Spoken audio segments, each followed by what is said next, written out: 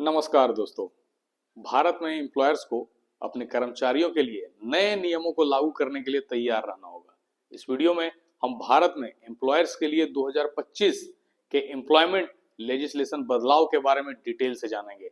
आइए नए लेबर कानूनों में उन खास अपडेट और बदलावों को समझते हैं जिनका अलग अलग सेक्टर के एम्प्लॉयर्स पर असर पड़ने की उम्मीद है। अभी हाल की एक नए कानून काफी चर्चा में है जिसे न्यू लेबर कोड 2025 या नया श्रम कानून कहा जा रहा है, जिसको लेकर बहुतों के मन में बहुत सारी बातें हैं कि यह कानून क्या है, क्या नियम है, क्या नए नियमों को जोड़ा गया है, कब लागू होगा, वगैरह वगैरह। इन सभी सवालों का जवाब आने वाले कुछ मिनटों में आपको मिल जाएगा। बस आप इस वीडियो में अंत तक बने रहें और अगर आप हमारे इस चैनल के सब्सक्राइबर नहीं हैं तो ऐसे जानकारी के लिए चैनल को सब्सक्राइब कर लें और बेल आइकन को दबाएं ताकि हमारे वीडियो का अपडेट आपको मिलता रहे। और हाँ, वीडियो जानकारी भरी लगी हो तो वीडियो को लाइक करें और अपने दोस्तों को शेयर करना ना भूलें। तो चलिए शुरुआत करते हैं नए श्रम कानून 2025 को जानने की। न्यू लेबर कोड 2025 का मतलब है 4 नए कानून का लागू होना। भारत सरकार द्वारा 21 नवंबर 2025 को 4 नए श्रम संहिताओं को लागू किया गया है। लागू किए गए 4 नए श्रम संहिताओं यानी कि लेबर कोड्स में कई महत्वपूर्ण नियम और बदलाव किए गए हैं जिनका उद्देश्य श्रम कानूनों को सरल बनाना, श्रमिकों की सुरक्षा बढ़ाना, इजी ऑफ डूइंग बिजनेस को बढ़ावा देना है। ये नए नियम 29 मौजूदा केंद्रीय श्रम कानूनों को समाहित करके बनाया गया है जो भारत के 29 सेंट्रल लेवल कानूनों को एक साथ और आसान बनाकर एक ज्यादा आसान सिस्टम बनाते हैं। खास बातों में यूनिवर्सल मिनिमम वेज, फायदे बढ़ाने के लिए वेज की एक स्टैंडर्ड परिभाषा और गिग और प्लेटफॉर्म वर्कर जैसे डिलीवरी पार्टनर, ऐप आधारित टैक्सी ड्राइवर होते हैं को सोशल सिक्योरिटी कवरेज देना शामिल है।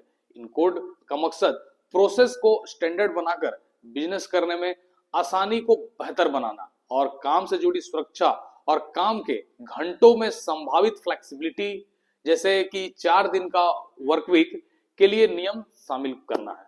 निश्चित रूप से भारत के लिए नए श्रम संहिता यानी कि न्यू लेबर कोड 2025 का लागू होना एक ऐतिहासिक और अत्यंत महत्वपूर्ण कदम है क्योंकि यह देश की श्रम व्यवस्था को पूरी तरह से बदल रहा है। इसकी महत्ता को 2 प्रमुख दृष्टिकोण से समझा जा सकता है: श्रमिकों के लिए सुरक्षा और कल्याण तथा उद्योगों के लिए संचालन में सरलता यानी कि इजी ऑफ डूइंग बिजनेस। यह सुधार इसलिए भी जरूरी था क्योंकि भारत ने 29 पुराने श्रम कानून जो 1930 से 1950 के दशक के थे अब जटिल, खंडित और आज की आर्थिक हकीकतों से मेल नहीं खाते थे। नए लेबर कोड की खास बातें की बात करें तो पहला है आसान कंप्लायंस। सिर्फ 4 कोड जिसमें शामिल है wage, industrial relation, occupational safety, health और वर्किंग कंडीशन और सोशल सिक्योरिटी जो 29 पुराने कानूनों की जगह लेंगे, जिनका मकसद बिजनेस के लिए एक रजिस्ट्रेशन, एक लाइसेंस और एक रिटर्न देना है। दूसरी खास बात है स्टैंडर्ड वेज। नया वेज कोड राज्यों के बीच फर्क कम करने के लिए फ्लोर वेज जरूरी करता है और ग्रेजुटी और प्रोविडेंट फंड जैसे फायदों को कैलकुलेट करने के लिए वेज की परिभाषा को स्टैंडर्ड्स बनाता है जिसमें कर्मचारियों के फायदे बढ़ सकते हैं। तीसरी खास बात है सभी के लिए सोशल सिक्योरिटी। ये कोड गिग, प्लेटफॉर्म और फिक्स टर्म वर्कर को सोशल सिक्योरिटी फायदे देते हैं जिससे अनऑर्गेनाइज्ड वर्कर के लिए एक सोशल सिक्योरिटी फंड बनता है। चौथी खास बात occupational safety. Occupational safety, health और working condition code worker safety को प्राथमिकता देता है और इंटर स्टेट माइग्रेट वर्कर के लिए प्रोविजन देता है। पांचवी खास बात है फ्लेक्सिबल काम के ऑप्शन।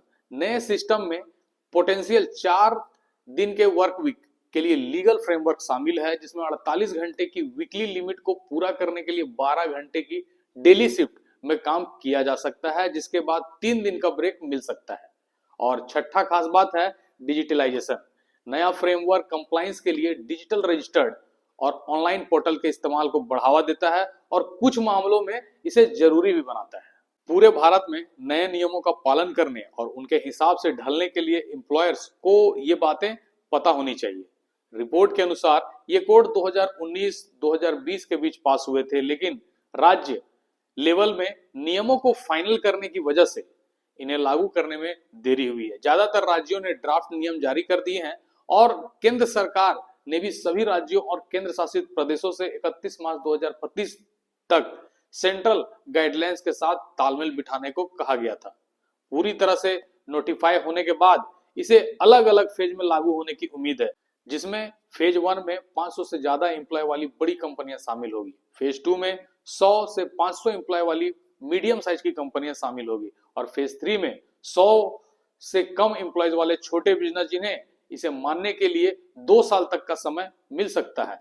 इन सुधारों का मकसद पूरे देश में मालिकों और काम करने वालों के लिए एक जैसा और आसान रेगुलेटरी माहौल बनाना है। आइए इन कोड को डिटेल से समझते हैं, जिसमें पहले बात करते हैं code on wages 2019। Code on wages 2019 act minimum wages को स्टैंडर्ड्स बनाता है और समय पर सैलरी पेमेंट करना पक्का करता है। यह कोड 4 पिछले कानूनों payment of wages act 1936, minimum wages act 1948, payment of bonus act 1965 और एकल रिम्यूनरेशन एक्ट 1976 को मिलाता है।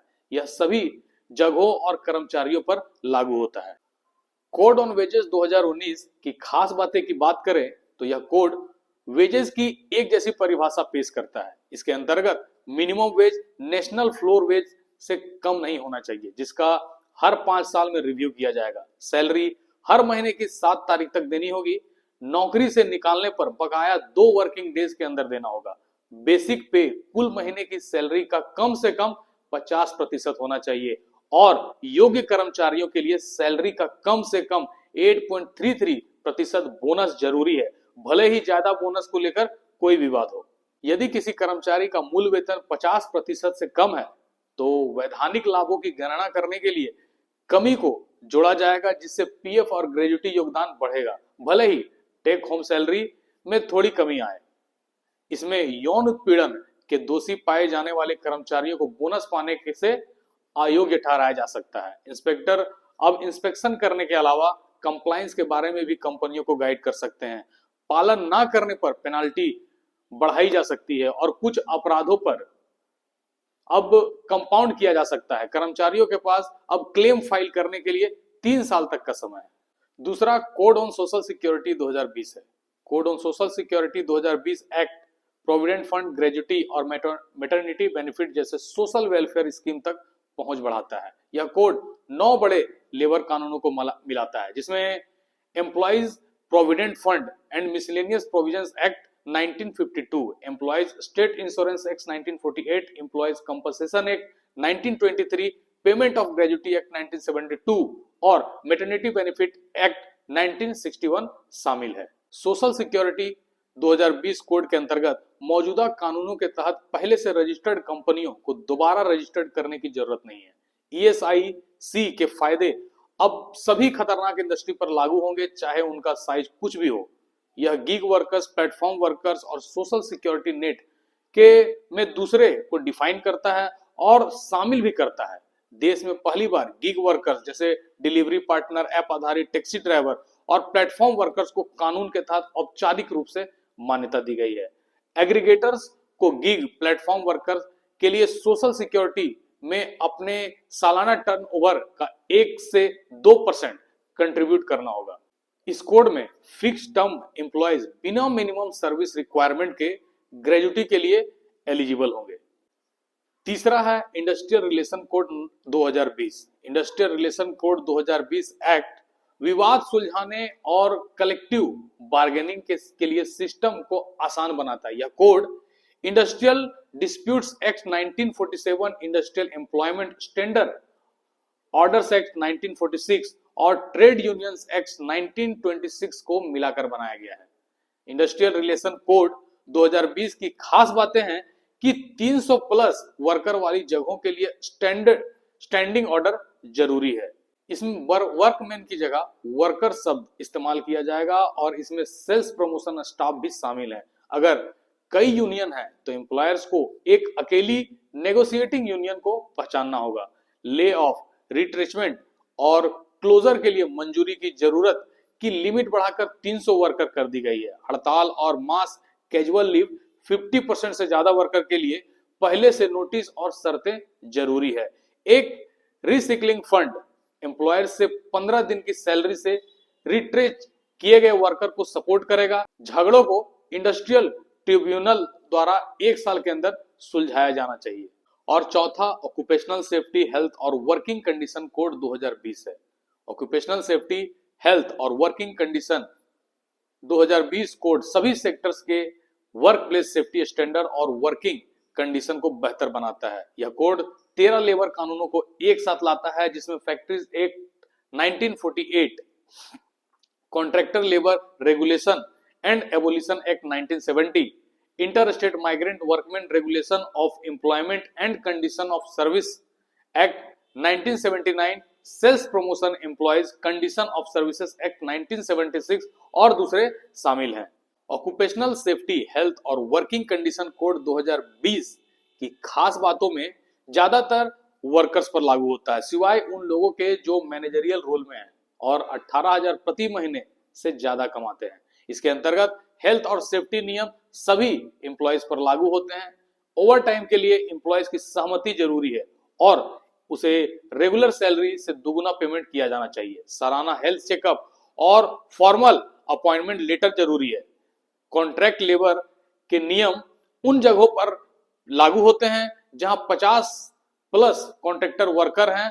कोर एक्टिविटी आउटसोर्सिंग पर पाबंदियां लागू होती हैं।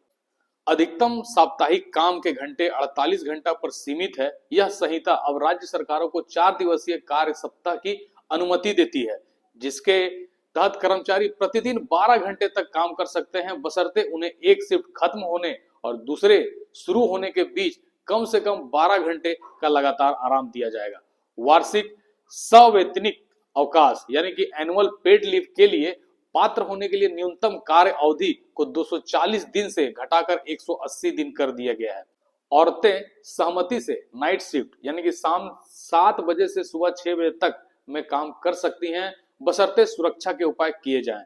एम्प्लॉयर्स को एक राज्य से दूसरे राज्य में काम करने वाले माइग्रेंट वर्कर के लिए सालाना आने जाने का खर्च उठाना होगा। टॉयलेट और चेंजिंग एरिया जैसे सुविधाओं में ट्रांसजेंडर कर्मचारियों के लिए भी शामिल किया जाना चाहिए। सभी कर्मचारियों के लिए लिखित नियुक्ति पत्र रिटेन अपॉइंटमेंट लेटर जारी करना अनिवार्य किया गया है। आपने सभी चारों नई श्रम संहिताओं को अच्छे से जान लिया है। अब आपके मन में आ रहा होगा कि ये लागू कब होगा। तो जैसा कि मैंने पहले ही बताया है, चारों नई श्रम संहिताएं 21 नवंबर 2025 से लागू हो गई है। इसका मतलब है कि कानून बन चुके हैं और प्रभावी हो चुके हैं। हालांकि यह समझने वाली बात यह है कि केंद्र सरकार द्वारा कोड लागू करने के बावजूद इसे पूरी तरह से देश भर में प्रभावी होने में कुछ समय लग सकता है। इसके मुख्य कारण ये हैं कि पहला, राज्यों द्वारा नियम बनाना। श्रम यानी कि लेबर भारतीय संविधान की समवर्ती सूची कंकरेंट लिस्ट में आता है, जिसका मतलब है कि केंद्र सरकार ने कानून बना दिया है, लेकिन राज्यों को भी अपने अपने स्तर पर इन संहिताओं के तहत नियम बनाने और उन्हें अधिसूचित करने की आवश्यकता होती है। सभी राज्यों द्वारा ये नियम बनाए जाने के बाद ही ये कोड जमीनी स्तर पर पूरी तरह से लागू हो पाते हैं। दूसरा है डिजिटल अनुपालन। नए कोड्स में नई प्रक्रियाओं को डिजिटल करने पर जोर दिया गया है, जैसे एकीकृत इलेक्ट्रॉनिक रजिस्टर। इस पूरी व्यवस्था को सभी कंपनियों, विशेषकर छोटे व्यवसायियों में स्थापित होने में भी थोड़ा समय लगेगा। और तीसरा है उद्योगों को तैयारी का समय। कंपनियों को अपने सैलरी स्ट्रक्चर, वेतन 50% या उससे अधिक बेसिक सैलरी वाला नियम, एचआर पॉलिसी और ग्रेजुएटी भुगतान की प्रक्रियाओं को नए नियमों के अनुसार बदलने के लिए समय चाहिए होता है। अब इस पर वर्तमान स्थिति के आधार पर कहा जाए तो कानून लागू हो चुका है। 21 नवंबर 2025 से कानून आधिकारिक रूप से लागू हो गए हैं। हालांकि विशेषज्ञों का मानना है कि सभी राज्यों द्वारा नियम बनाए जाने और उद्योगों में पूर्ण अनुपालन सुनिश्चित होने के बाद इन कोड्स का पूर्ण प्रभाव दिखने में अगले 6 से 12 महीने तक का समय लग सकता है। तो मैं उम्मीद करता हूं कि वीडियो में दी गई जानकारी आपके लिए पर्याप्त होगी और आपको वीडियो पसंद आया होगा।